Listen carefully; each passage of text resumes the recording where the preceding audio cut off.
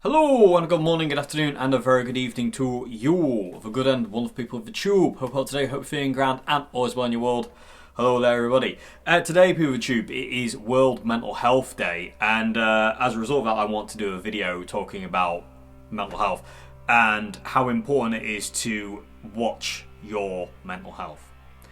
As somebody who struggled with their mental health since I was about 11 years old, 12 years old, and still struggles to this day with my mental health on a daily basis, sometimes it's minute to minute. I'm a big advocate for people talking their problems out with other people. So I always say to people, if you're struggling, you need to talk. Writing it down, going inside your own head, going out for a walk is all well and good. That does help. But there's nothing better than getting in a room with somebody you trust and love and just letting it go. And just seeing it for what it is, instead of kind of seeing it for what maybe your brain believes it to be. So if you are struggling at this point in time, talk to someone.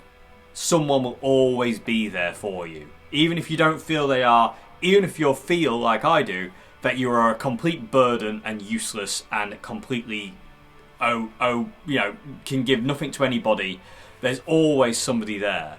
And that's my opinion of myself. That's been my opinion of myself since I was in year 9, end of year 9 at secondary school. I really embraced the fact that I'm useless, can't offer anybody anything, and I'm just like, a waste of space. Complete waste of space. And that was drilled into me by kids and teachers alike when I was, I think you're about 12 years old, and I believed it. And I still believe it to this day. And no matter how much I try to get out of it, something always comes along and kicks me right back down into it.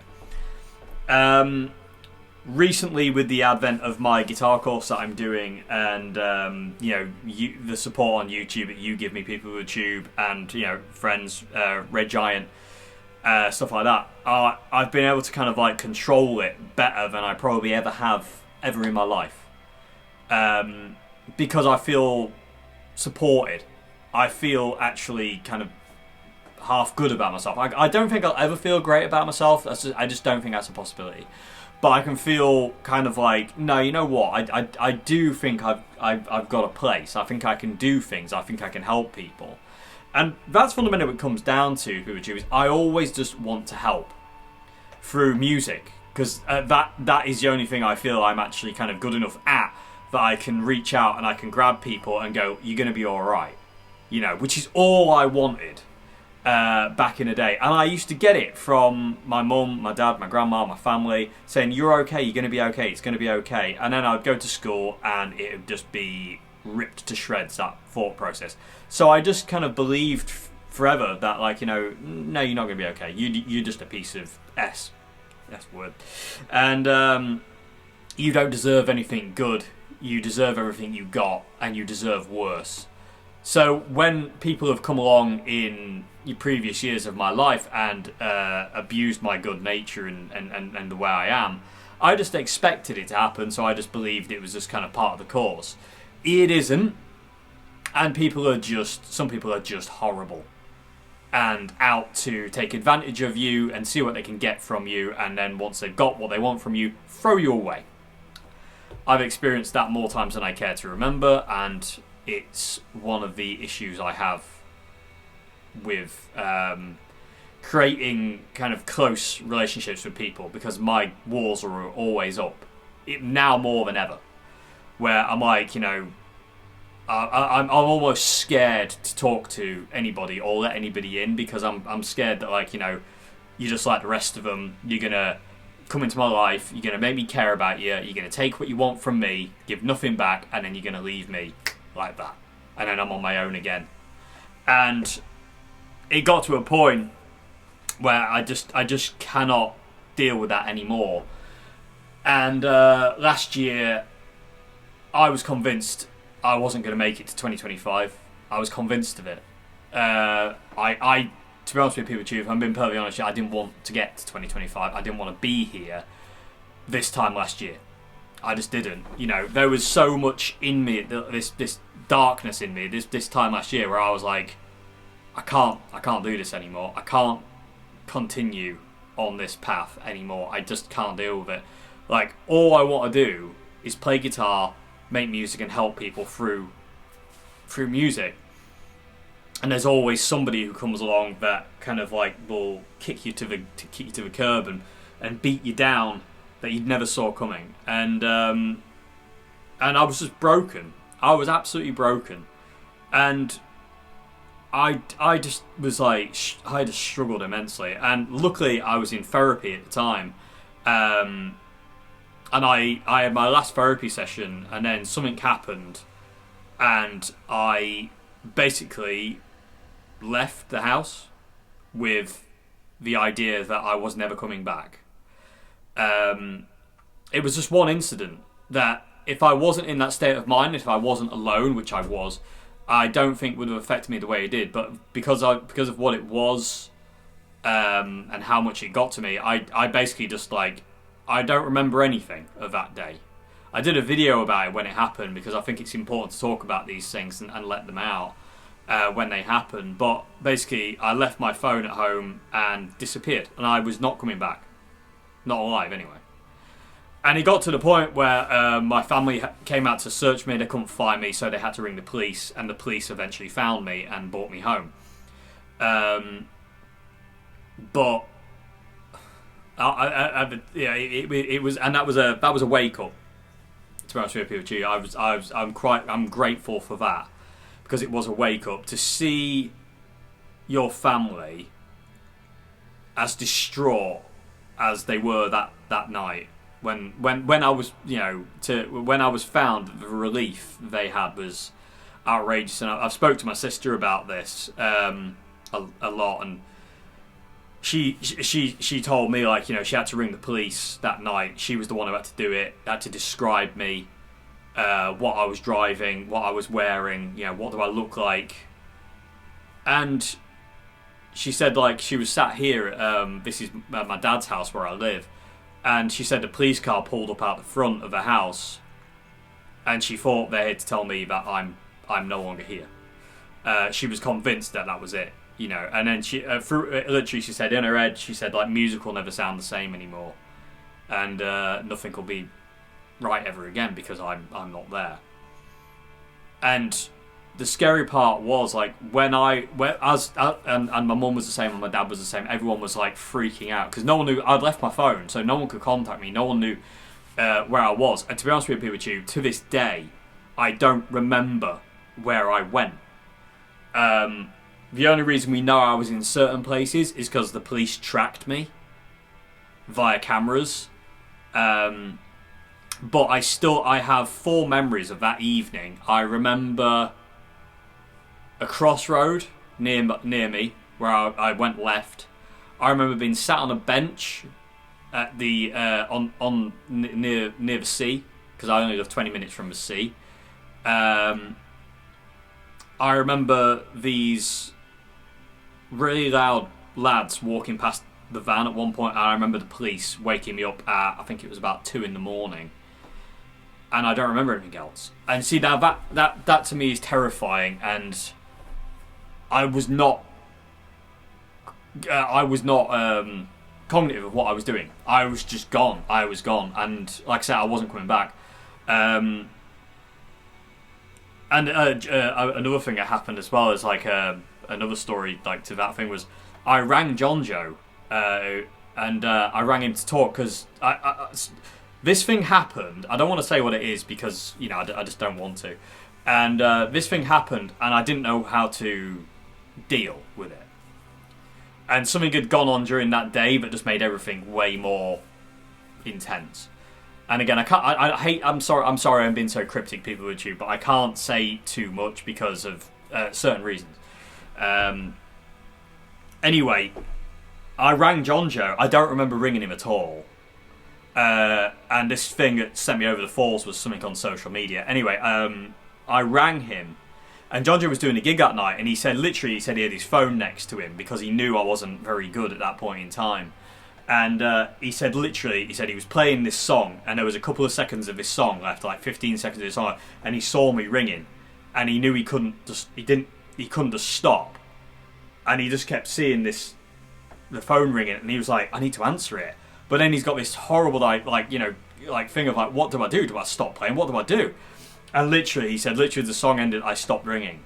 I think I left him a voicemail. I don't remember either way, but I don't remember what happened. But again, at that point, like, you know, because obviously they were in contact, my family were in contact with John Joe to say, like, you know, we don't know where he is.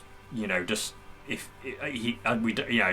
anything happens, if you see him or anything like that, let us know, or you know, we'll let you know when we find out anything. And it was a proper wake up call that night for me, POTT, to go, you know what, I don't want to do that to people I love ever again.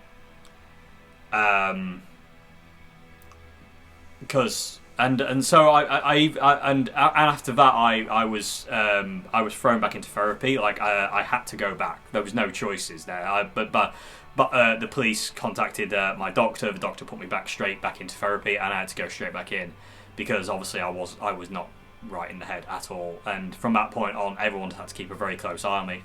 And to this day, people keep a very, very close eye on me. My family don't really take their eyes too far away from me. You know, no one does now, because I've done it once, and the scary thing is I've done certain things in my life like that before, so it's not out the realms of possibility that I'll do it again given the right push, which is what it comes down to a lot of the time. I mean, it just, anyone can fall, and I don't care who you are, and I don't care how mentally strong you are. Given the right incentive and the right push, you're going, and there's nothing, you know, nothing you can do about that. The only thing you can do at that point is hope that there's people there to save you and pull you back in. Other than that, you're on your own. You know, you like I was that night. I fell into that hole and I was spiraling out of control. And it is just because I'm convinced that if the police hadn't found me, I was gearing up to do something permanent. I know I was. Looking back, I can feel it. I know what was happening. The pain I was in was so unbearable that I wanted it to stop at any means. And this is the problem as well. It's like the pain you feel when you're struggling with your mental health is unreal, and you do start to indulge these fantasies of like, if I just do that, it stops. And it's why it's so important to talk and to let these things out and to just let it go as best you can and find comfort and love in the people around you. You know what I mean? You don't want people around you who are taking you for a ride. You don't want people around you who say one thing about you and don't mean it. You know, you don't want people around you who say they love you when they don't. You don't want people around you who say like you're their friend when you're not. You're just a thing to facilitate their life. You know what I mean? That's all you are to them. And you want real people. Finding that can be hard, and I'm finding it really hard now because it's happened to me so many times in my life, POTT, that I am now completely terrified of everyone. And I wish I wasn't. Because all I want to do is help people with music and meet like-minded people and just share my love of music and the guitar with people like you watching. And things have come along so much over the years I've been struggling with stuff where just to try and destroy that, you know, and I can't cope with that. To be honest with you, I really can't. And I do struggle massively, and I'm struggling today as well. My brain is everywhere it shouldn't be, and I thought that's why it's perfect to do this video today, which is Tuesday. This video comes out on Friday, and I'm filming this on the Tuesday. But if you are struggling, POTT, it's not weak to reach out for help. It's not pathetic. You're not being stupid. That voice in your head saying no one cares, they do care. There's always somebody who cares. There's always going to be somebody there for you. There's always a way you can continue walking your path. There's always a way. You're never alone. If your brain will twist you to make you believe it. And people will twist you to make you believe it. But you have to just get out of there. And the only way you do that is by talking it out. The more you talk it out with people you love and people who really care about you, and I mean honestly care about you, not just some lying people who just reckon, that think, well, once I've got what I want, off you go. Like a chocolate bar wrapper, you just throw it away. People who really care, it changes your world. It changes your life for the better. So never think you're alone. There's always somebody there. There's so many charities as well, which I'm going to put in the description box below as well. There's Samaritans, there's Mind, there's all sorts of places you can ring. You can go to the hospital, you can go to the doctors, you can go to the police station. There are so many places. If you feel that you're on the edge, there's places you can go to just talk things out. The 2 police officers who found me were fantastic.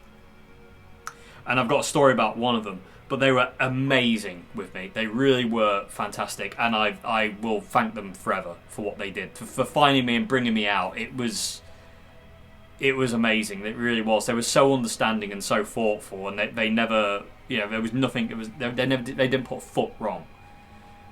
And it was funny because about a month or so after the incident, I think it was August last year that happened. A month or so after that, I lost it again. And I just jumped in my van and I left. I didn't know what I was doing, but I had my phone this time, but I didn't know what I was doing. I just had to, I just wanted anything to be away from the ghosts that were haunting me. I mean, you don't escape ghosts; they stay with you. But I just had to get away, and I was just like, "What do I do? What do I do?" And I was freaking out, and I was on my own, and in the house because everyone was at work, and I just didn't know what to do. So I jumped in the van and I drove off, and I just was like, "I can't go back. I can't go back. I can't go back." And I was pulled up in the middle of nowhere on the side of a road, literally middle of nowhere, and I was just pulled up on the side of the road, and I was just like, in this daze. I didn't feel anything. I didn't know what to do. All I wanted was to stop. The pain I was in, everything I felt, I just wanted it to stop by any means necessary. I just wanted it to stop. I didn't care how, I just wanted it to go away. And I was just like, I'm done then. I just can't hack this pain I feel. It was so all-encompassing, people. I can't, I'm sure a lot of you know what I mean. Like, that just that all-encompassing, just kind of dragging you down feeling of just emotional pain is just horrific. And I'm going to admit something in a minute, but I'm going to talk about that as it comes along. But anyway, I'm sat in the van, middle of nowhere. Nothing's coming by. No cars, no nothing. And all of a sudden the car drives past. And it stops and it backs up, and I'm like, oh no, it's going to be like someone telling me you can't park there, shift it. And it wasn't. It was literally one of the police officers who found me the night I went missing. And amazingly, he pulled his car over. He goes, I recognise you. I recognise the van. And he says, are you alright? And I said no. And he got out and he came over and he just spoke to me. And he was probably there for about an hour. Didn't have to be, but he was there for about an hour talking to me. And he got me down. He brought me down off and brought me back from off that ledge that I was on, that I was ready to jump from. And he was saying, he said, he said, you've stuck with me. He says, because of certain things, the way your family were that night, the way your sister was that night, and the way, where you are. And he says, you've just been dealt a bad hand with certain things. With certain things in life, you've just been dealt a bad hand, and it's sad, but it's amazing. You've got to keep going, and it's amazing what you can achieve if you do keep going. And it was really cool. And again, he wouldn't leave until I got hold of somebody in my family to let them know where I was. So I rang my sister and I told her where I was and what was going on. And I said, I'm coming home. And as soon as he knew I was okay and people knew where I was, he went home. But unreal. I mean, talk about... I'm not a religious person. I'm not. But talk about somebody looking out for you. You know what I mean? Like in the middle of nowhere. There's no. The entire time I was driving that day, I kind of remember it. That I don't remember even passing any cars where I was. I was in the middle of nowhere. I know the back roads of Lincolnshire really well because I love driving them, and I've driven them for years and years and years because I love escaping down them to just get away. But for him to be driving there at that point in time on that day is crazy. It really is crazy. Also, I want to address another thing, people with YouTube, because my channel's all about honesty, and I want to be honest. About August last year, I think it was August last year, I began self-harming myself in a way I've never done before. I always did certain things of self-harm. I would punch myself, I would run into walls, I would open doors into my face. I would do certain things to hurt myself. Because when you're like this, stuff like that is kind of like, it's a release. It's a bad release, but it's a release nonetheless. And for some reason I was sat there one day and I just opened something with a yellow box cutter that I've got. Basically a Stanley knife. And I opened it, and I was just looking at. I can't remember what it was. People with YouTube. For the life of me, I can't remember what it was to this day. Anyway, I just opened this box, and I looked at my left arm, and I just decided to go at it. And although that's horrific, what it did was literally, it's like somebody had opened a valve and let things out, and I could breathe. It was not nice. But I was like, oh, I can breathe. And I felt relaxed. Because I had this pain on my left arm.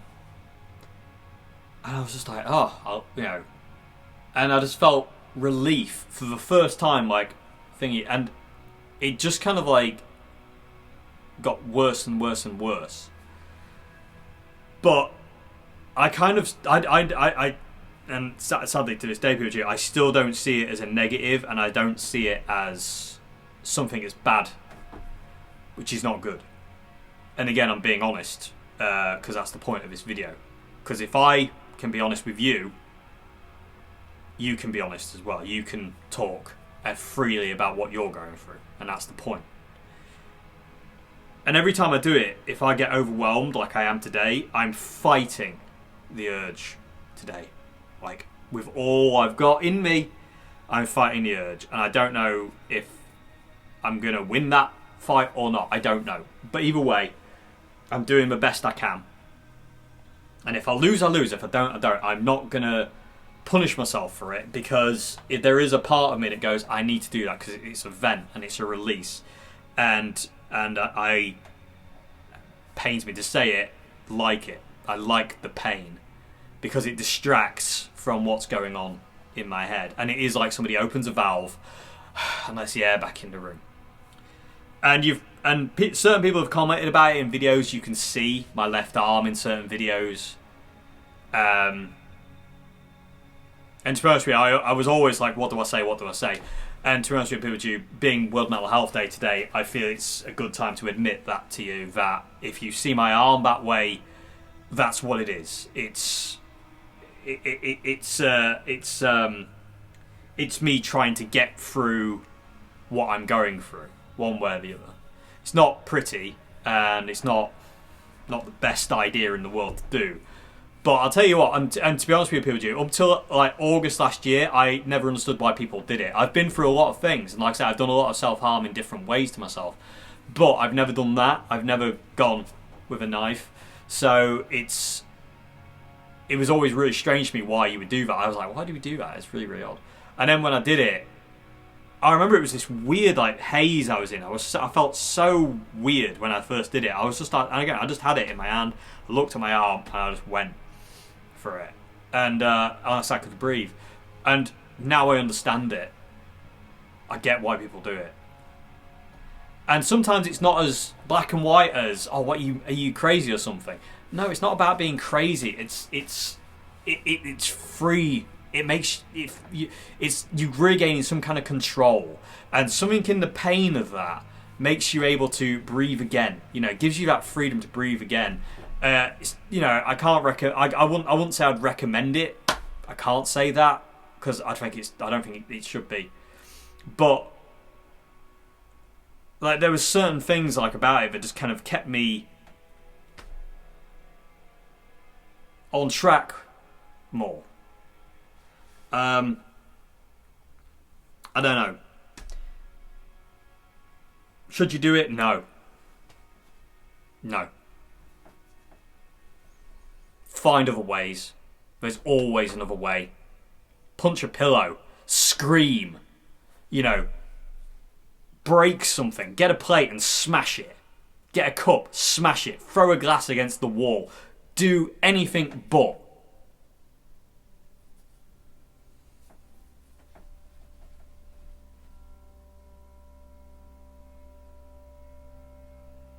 Because it's not just, yes, it gives you that freedom and that release, and but there's other ways, and there's better ways than disfiguring yourself.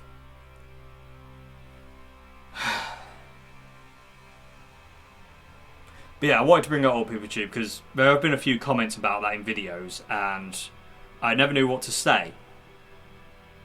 Because what do you say?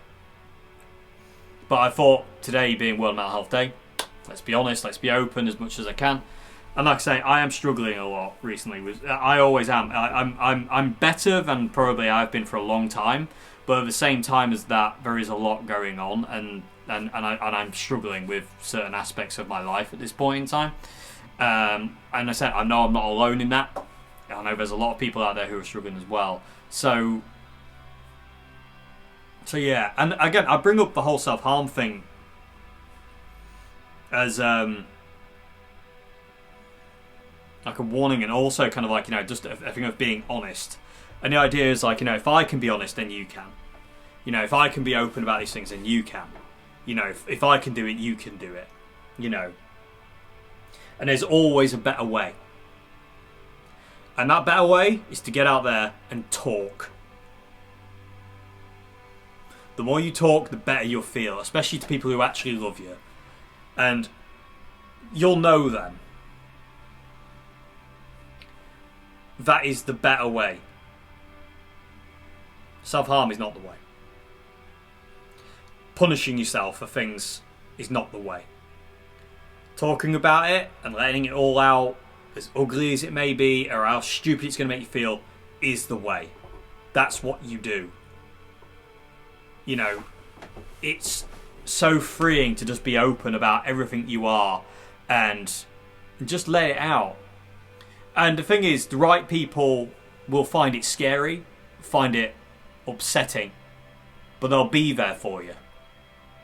And they won't leave you. So the more you talk, the better it gets.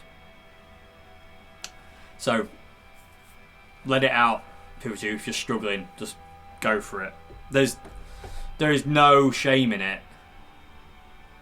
It's not weak, it's not pathetic, doesn't make you less of a human being that you keep all this stuff inside. I kept mine inside for about 20 years. All it did was hurt me. I literally didn't speak about it for 20 years. Barely. You know what I mean? Not enough to kind of like do any help. The first time I got help was 2020 when I went into therapy properly.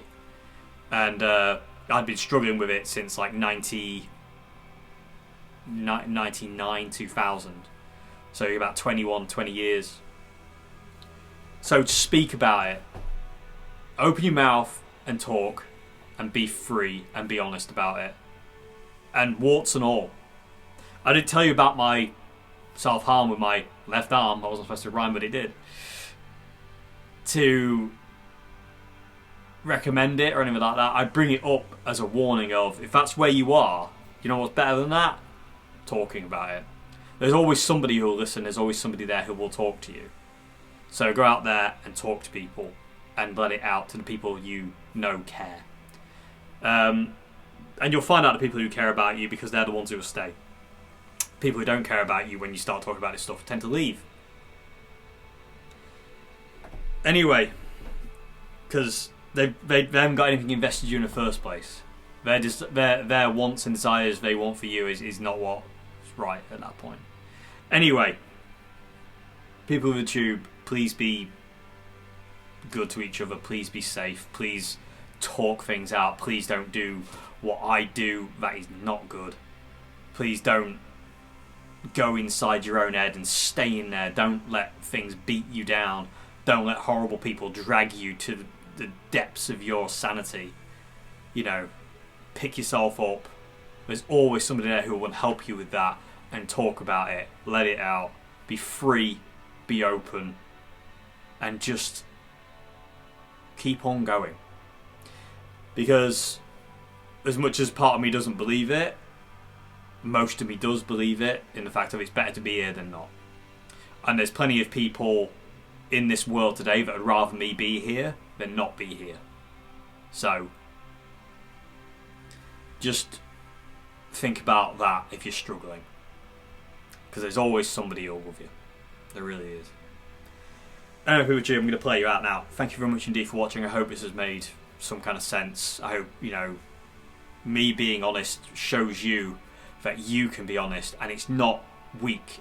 You know, it's the strongest thing you can do is ask for help. So go and ask for it if you need it. Like I say, there's places you can go, there's people you can ring, there's charities you can go to, there's things you can do. You know what I mean? Don't go away. Stay with us. I know the world is bonkers and everything's terrifying and it just keeps getting worse. But I do still feel it's better to be here for the people we love and for, you know, for the people that love us than it is to check out. So, thank you very much indeed. I'll see you next Tuesday for another video. Have a great morning, afternoon, good evening. Goodbye now. Cheers.